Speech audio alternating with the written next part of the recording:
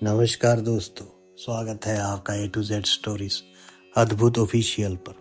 साधु संत फकीर गुरु रहबरों की सदा ही जय जयकार। महान चमत्कारी और रहस्यमय गुरु गोरखनाथ को गोरक्षनाथ भी कहा जाता है। इनके नाम पर एक नगर का नाम गोरखपुर और एक जाति का नाम गोरखा है। गोरखपुर में ही गुरु गोरखनाथ समाधि स्थल है। यहाँ दुनिया भर के नाथ संप्रदाय और गोरखनाथ जी के भक्त उनकी समाधि पर माथा टेकने के लिए आते हैं।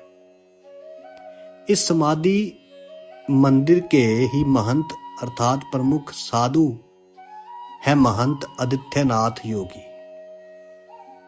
गुरु गोरखनाथ जी ने नेपाल और भारत की सीमा पर प्रसिद्ध शक्तिपीठ देवी पाटन में तपस्या की थी। उसी स्थल पर पाटेश्वरी शक्तिपीठ की स्थापना हुई।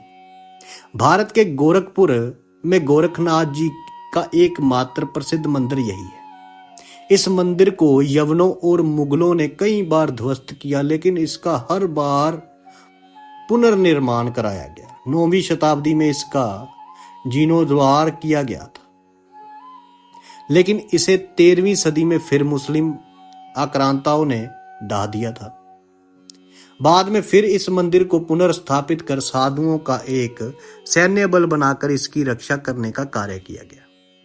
इस मंदिर के उपपीठ बांग्लादेश और नेपाल में भी स्थित है।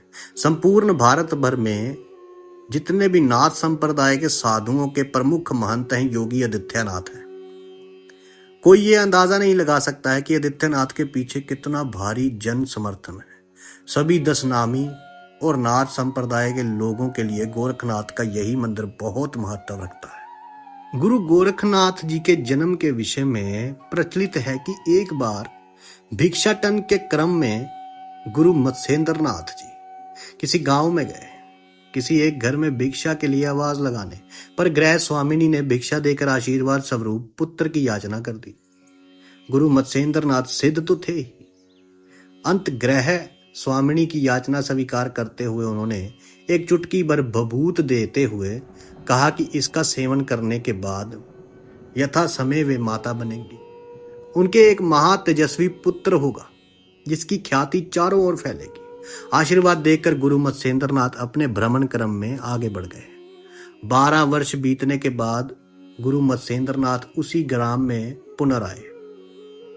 कुछ भी नहीं बदला था, गांव वैसा ही था। गुरु का भिक्षाटन का क्रम अभी भी जारी था। जिस गृह स्वामिनी को अपनी पिछली यात्रा में गुरु ने आशीर्वाद दिया था, उसके घर के पास आने पर गुरु को बालक का स्मरण हो आया। उन्होंने घर में आवाज लगाई। वही गृह स्वामिनी पुनर्भिक्षा देने के लिए प्रस्तुत हुई। गुरु ने बालक के विषय में पूछा।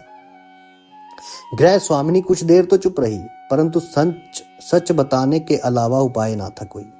उसने तनिक लज्जा थोड़े संकोच के साथ सब कुछ सच सच बतला दिया।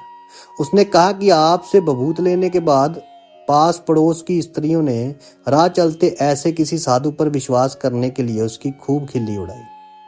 उनकी बातों में आकर मैंने वे बभूत को पास के गोबर से भरे गड्ढे में फेंक दिया। गुरु मत्स्येंद्रनाथ तो सिद्ध महात्मा थे।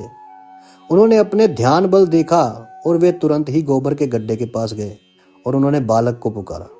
उनके बुलावे पर एक 12 वर्ष का तीखे नाक नक्श, उच्च ललाट एवं आकर्षण की प्रतिमूर्ति स्वस्थ बच्चा गुरु के सामने आ खड़ा हुआ। गुरु मत्स्येंद्रनाथ बच्चे को लेकर चले गए। यही बच्चा आगे चलकर महान गुरु गोरखनाथ के नाम से प्रसिद्ध हो गए। गोरखनाथ जी के गुरु मत्स्येंद्रनाथ थे। अब गुरु गोरखनाथ जी पहले ही बोल के गए थे कि हम 12 वर्ष के बाद में तुम्हारे घर आएंगे, गुरु गोरखनाथ के माता को। लेकिन उन्होंने लोगों के जब उन्होंने खिल्ली उड़ाई और उनके जो पति थे वो साधु संतों पर विश्वास नहीं करते थे, तो उन्होंने उसको गोबर के ढेर में वो बभूति रख दी थी, जिससे वो दोबारा वहीं पे ही बड़े हुए जन्म हुआ। गोबर के ढेर से श्री गुरु गोरखनाथ जी का जो है कहते हैं कि वो बड़े हुए वहां से निकले। अब साधु बोले सहज सभा, साधु का बोला व्यर्थ ना जाए। ये गलती कभी मत कीजिए। या तो कभी किसी संत महापुरुष के पास जाइए मत, और यदि गए हैं उनसे कुछ मांगा है, उन्होंने दिया है, तो उनके हुक्म का पालन भी कीजिए। और फिर 12 साल बाद जब वो आए तो फिर गुरु गोरखनाथ जी को लेकर वो अपने साथ ही चल दिए, क्योंकि गुरु गोरखनाथ जी ने स्वयं कहा कि मैं मत्स्येंद्र नाथ जी के साथ ही जाऊंगा, और उनसे फिर गुरु धारणा हुई। और इतना प्रेम था उनका अपने मुर्शद से, अपने गुरु से, कि उतनी मोहब्बत बहुत ज्यादा कोई विरले ही संत करते हैं। साधु संत फकीर गुरु रहबरों की सदा ही जय जयकार।